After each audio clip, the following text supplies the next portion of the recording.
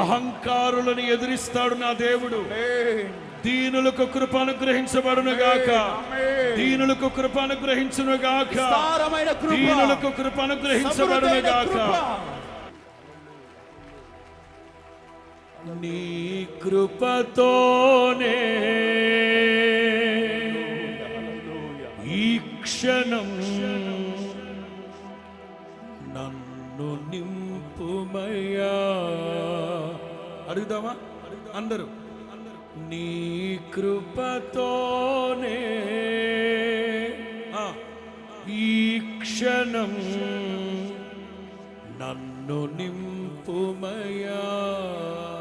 మరలా నీ ఈ క్షణం నన్ను నింపుమయ్యా.